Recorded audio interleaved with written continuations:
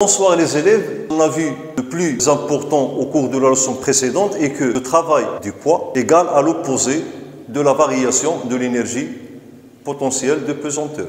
Continuons, deuxième paragraphe, énergie mécanique. Alors l'énergie mécanique c'est quoi? C'est l'énergie que possède un solide dans un repère donné, à savoir l'énergie cinétique et l'énergie potentielle. Donc l'énergie mécanique c'est quoi? C'est la somme de l'énergie cinétique et de l'énergie potentielle. On la note par EM, énergie mécanique, égale à l'énergie cinétique plus l'énergie potentielle de pesanteur. Dans le cas de translation, alors EM sera égal à l'énergie mécanique qui est 1 demi mvg au carré, ok, ou bien v au carré parce que lorsqu'un solide est en translation, tous ces points ont le même vecteur vitesse, plus énergie potentielle, donc c'est mgz plus une constante c. Alors je rappelle que c est lié à l'état de référence. Alors comme on avait dit pour l'énergie potentielle de pesanteur qu'elle est définie une constante près, même chose pour l'énergie mécanique. Donc l'énergie mécanique, elle aussi est définie à une constante près. Donc ce n'est pas une grandeur physique mesurable, ça veut dire qu'elle n'a pas de signification physique. Et on va voir, nous, on ne s'intéresse pas exactement à l'énergie mécanique, mais à la variation de l'énergie mécanique. Alors c'est ce qu'on va voir. On va commencer par la conservation de l'énergie mécanique et puis la non-conservation de l'énergie mécanique. Ça veut dire on va découvrir en quelque sorte quelques forces qui font varier l'énergie mécanique et les forces qui ne varient plus l'énergie mécanique lorsqu'ils travaillent. On va commencer par conservation de l'énergie mécanique. Alors je vais vous présenter deux cas. Premier cas, chute libre d'un solide de masse M. Alors chute libre, c'est quoi? Lorsqu'un corps n'est soumis qu'à son poids, alors il est en chute libre. Si je lance un caillou par exemple, donc si on néglige les frottements de l'air, on peut considérer que ce caillou, lorsqu'il se trouve dans l'air à lui seul, il est en chute libre. Il y a chute libre verticale et chute libre parabolique.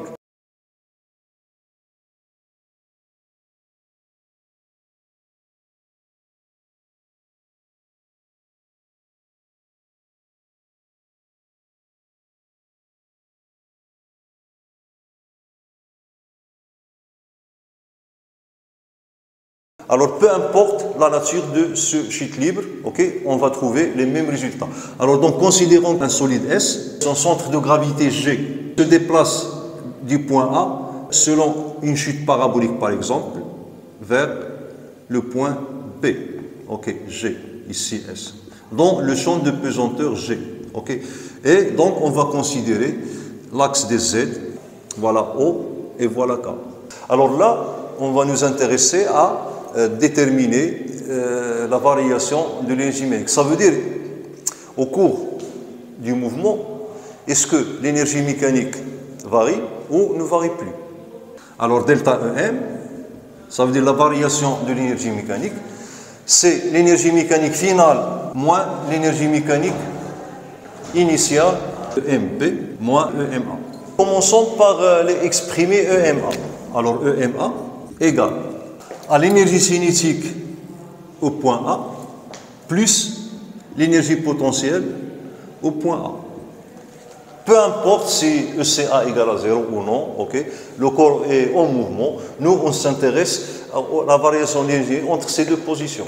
Donc on ne sait pas si le solide initialement était en A au repos puis on le libère, ou bien il vient d'une autre position puis passons par A et arrivons à B. Et EMB, donc l'énergie mécanique au point B, à la position B, même chose, ECB moins EPA. Faisons la différence. Donc je vais remplacer EMB par son expression et EMA par son expression. Et j'obtiens donc égal EMB c'est ECB plus EP B. Ok, alors là, c'est B, c'est pas A. moins ECA moins EPA. Je vais regrouper les énergies cinétiques. Alors delta EM égale à ECB moins ECA plus EPB moins EPA. Et on obtient ici la variation de l'énergie cinétique, delta EC, et ici la variation de l'énergie potentielle, delta EP.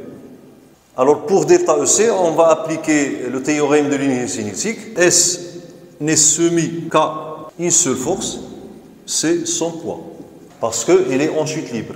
D'après le théorème de l'énergie cinétique, on a delta EC égale à sigma des travaux, des forces, donc, et puisqu'il n'est soumis qu'à son poids P, donc égal à travail de P de A vers P. D'autre part, le travail de poids égale à moins delta EP. On a montré lors de la première partie de cette leçon. Ainsi, delta EM égale delta EC, donc c'est travail de poids de A vers B, plus delta EP. Et delta EP égale à moins de travail de poids. Ok, donc je peux mettre ce signe ici. Ok, donc moins de travail de poids. Et je trouve finalement 0. Ça veut dire quoi? Ça veut dire que l'énergie mécanique ne varie plus dans le temps. D'où énergie mécanique en A égale à énergie mécanique en B. On en déduit que si un solide n'est soumis qu'à son poids, son énergie mécanique reste constante. Ça veut dire que le travail du poids ne fait varier plus l'énergie mécanique. Il n'a aucune influence sur l'énergie mécanique. Dans ce cas, on dit que le poids P est une force conservatrice. Qu'est-ce que ça veut dire, force conservatrice? C'est la force qui, lorsqu'il travaille, ne fait varier plus l'énergie mécanique, et le système qui n'est soumis qu'aux forces conservatrices est appelé système conservateur. Donc là, c'est l'occasion pour comprendre la nature du travail. Est-ce que le travail est une énergie ou non? Voilà, je vais prendre cette brosse. Lorsque je la lance vers le haut, sa vitesse diminue progressivement, okay, jusqu'à ce qu'elle s'annule.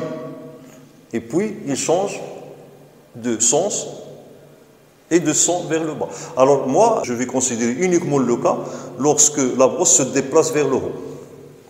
Alors, dans ce cas, si on néglige bien sûr la résistance de l'air, la brosse n'est soumise qu'à son poids.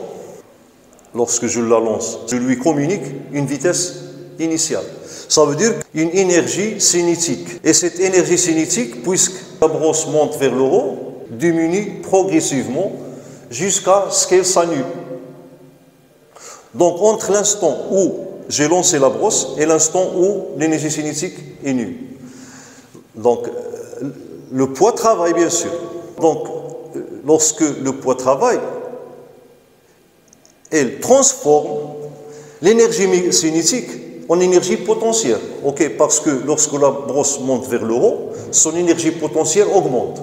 Donc, à chaque instant, la variation de l'énergie cinétique se transforme par le travail du poids en énergie potentielle.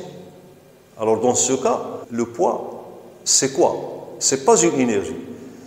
Le poids, c'est une manière, ou bien c'est une procédure de transformation d'une énergie qui est l'énergie cinétique à une autre forme d'énergie qui est l'énergie mécanique. Donc le travail n'est plus une énergie, mais c'est une transformation de l'énergie d'une forme à une autre forme, et vice-versa. Alors dès que la vitesse de la brosse s'annule, la brosse commence à descendre, okay? Et on voit que sa vitesse augmente progressivement. Ça veut dire que son énergie cinétique augmente progressivement, okay? Et son énergie potentielle diminue. Dans ce cas, le poids fait l'opération inverse.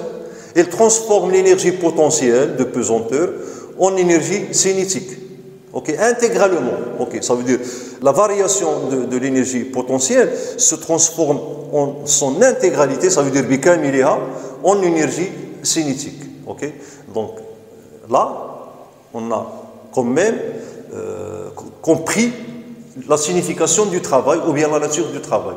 Alors le travail, c'est une procédure, ou bien c'est une façon, ou bien c'est une méthode de transformation d'une forme d'énergie en une autre forme d'énergie. On va voir le deuxième cas, glissement d'un solide sur un plan incliné, sans frottement. Voilà donc notre plan, le plan horizontal. Ici on a l'angle alpha, on a notre solide qui glisse. On va étudier son mouvement entre la position A et la position B. Et on a ici l'axe des Z. Quelles sont les forces auxquelles est soumis notre solide? Alors il y a deux forces. Il y a son poids P et la réaction du plan. Et puisqu'il n'y a pas de frottement, alors la direction ou bien la ligne d'action de la réaction du plan est perpendiculaire au plan. Voilà. Et on va voir s'il y a dans ce cas conservation de l'énergie mécanique ou bien la non-conservation de l'énergie mécanique. Donc vous pouvez montrer est-ce que delta EM entre les positions A et B égale à 0 ou bien différente de 0. On va exprimer EM A qui est égal à EP ou bien je commence par ECA plus EPA. Et l'énergie mécanique au point B égale à ECB plus ECA. Ok, et donc la variation d'énergie mécanique, delta EM, qui est égale à EMB, ça veut dire ECB plus ECA, pardon, ici P. EPB, ici PB. Ok, donc EPB moins EMA, c'est ECA moins EPA. Delta EM égale à ECB moins ECA plus EPB moins EPA.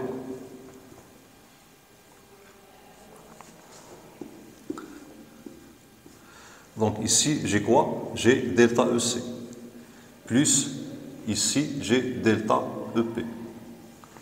OK? Alors donc, S est soumis. Donc toujours, je dois faire l'inventaire de force pour appliquer le théorème de l'énergie cinétique. Il soumis à P, donc son poids, et R, réaction du plan. Donc, d'après le théorème de l'énergie cinétique, delta EC égale à sigma des travaux de toutes les forces extérieures agissant sur le système. Donc, delta EC égale à travail de P, de A vers B, plus travail de R, de A vers B. Et le travail de P, donc c'est moins delta EP, travail de P, c'est l'opposé de la variation de l'énergie potentielle entre la position A et la position B. Plus, alors le travail de R, alors puisqu'il n'y a pas de frottement, R est perpendiculaire au plan, donc égal à 0. Alors R ne travaille plus puisqu'il est perpendiculaire à la trajectoire. Ainsi, donc delta EM égale à delta EC, c'est moins delta EP, ok, plus delta EP, égale à 0. Voilà. Ok. Donc, EM égale à constante. Ça veut dire qu'il n'y a plus de variation de l'énergie mécanique. Alors là, le système est conservateur, ok, et il est soumis à deux forces. Le poids P, donc on a déjà dit que le poids est une force conservatrice, et aussi la réaction du plan dans ce cas, puisqu'il se fixe sans frottement, on peut la considérer comme force conservatrice.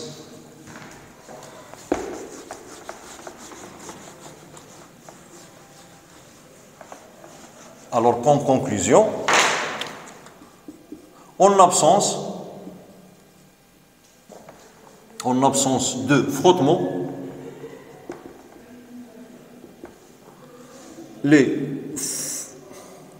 en absence de frottement, la réaction du plomb est une force conservatrice. Force conservatrice.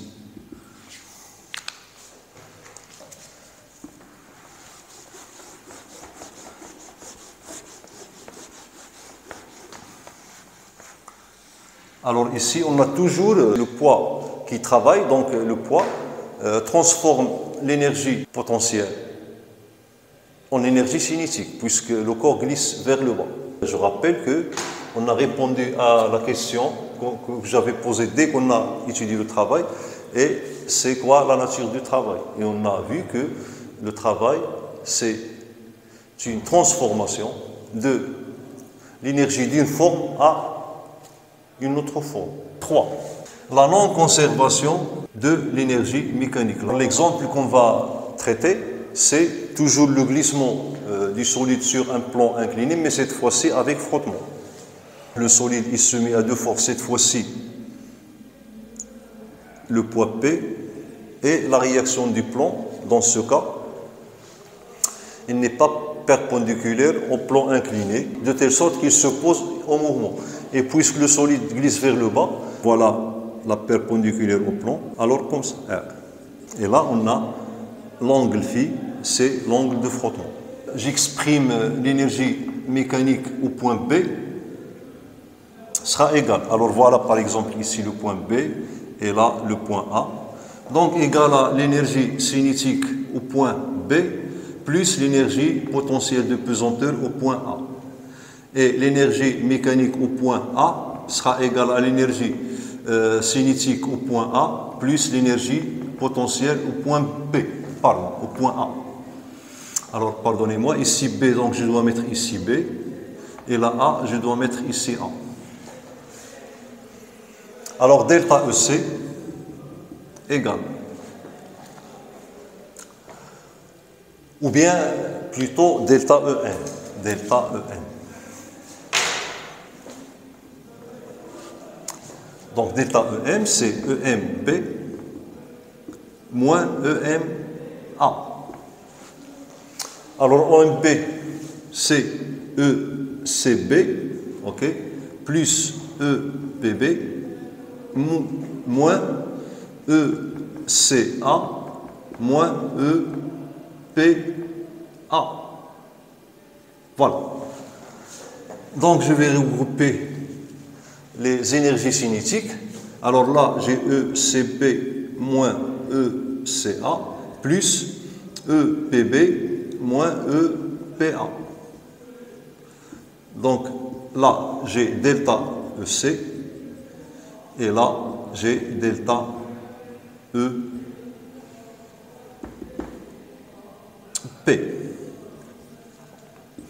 Bon, donc on doit appliquer le théorème de l'énergie cinétique. On va trouver que delta EC, donc c'est la somme des travaux des forces extérieures, à savoir la force R et la force P. Alors comment ça? J'ai mis ici deux directions, ok, qui sont parallèles. En fait,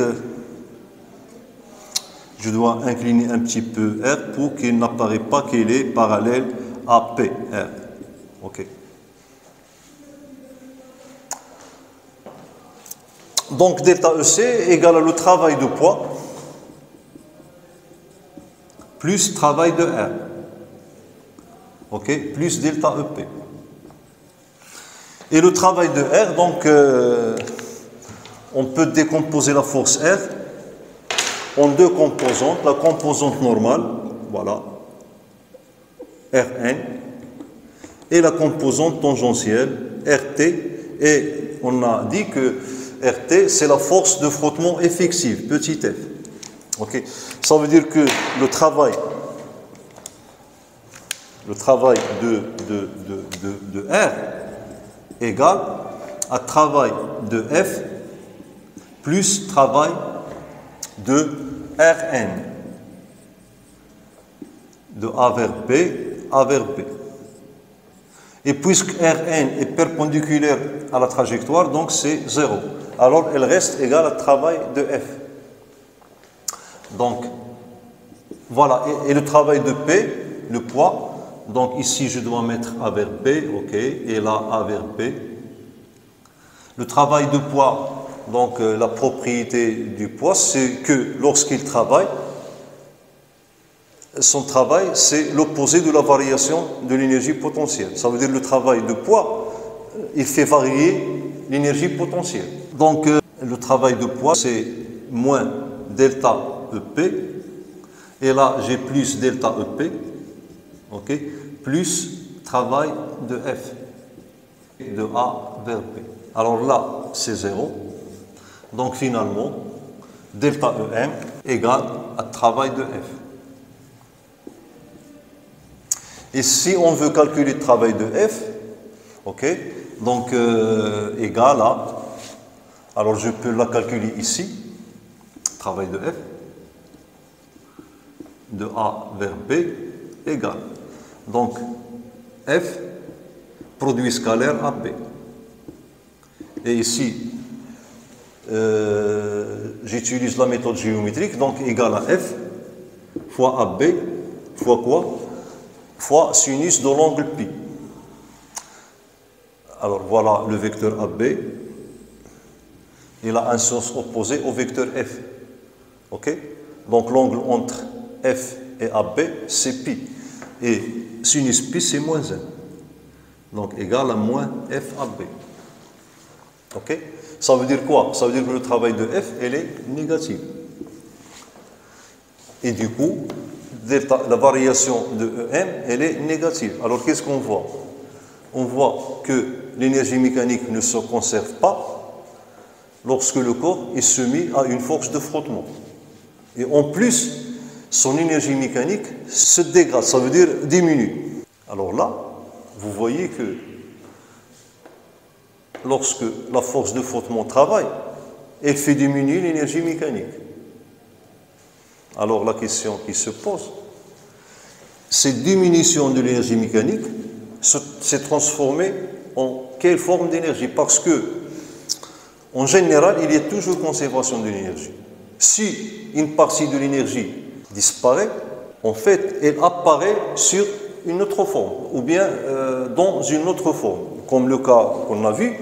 Donc, on a donc lorsque le poids travaille dans les deux premiers cas, donc soit il transforme l'énergie cinétique en énergie potentielle, ça veut dire lorsqu'il transforme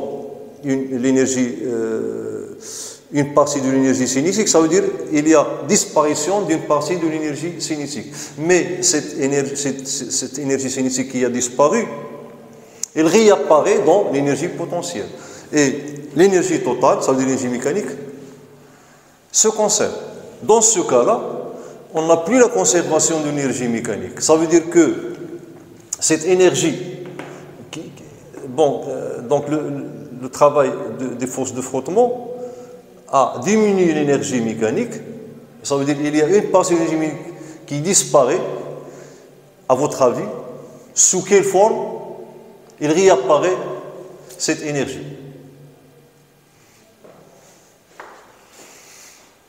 Effectivement, cette énergie,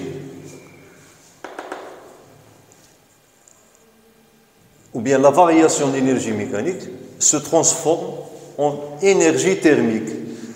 Ça veut dire qu'il se transforme en chaleur. Et cette chaleur se répartit entre les surfaces de contact et l'air environnant. Ok?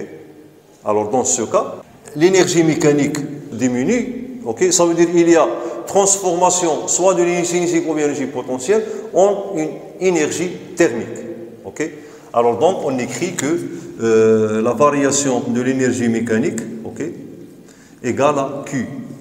Et Q, c'est énergie thermique. Alors la conclusion, est-ce que les forces de frottement sont des forces conservatrices? Sûrement non, puisque lorsque les forces de frottement travaillent, elles font varier l'énergie mécanique, ça veut dire qu'ils transforment l'énergie mécanique en énergie thermique. Donc, conclusion générale, le travail, c'est une transformation de l'énergie d'une forme à une autre pour le poids ou bien les forces conservatrices. Elles transforment soit l'énergie cinétique en énergie potentielle ou bien, tandis que les forces de frottement, elles transforment l'énergie mécanique en une autre forme d'énergie qui est l'énergie thermique. Je m'arrête là, merci pour votre attention et à la prochaine vidéo.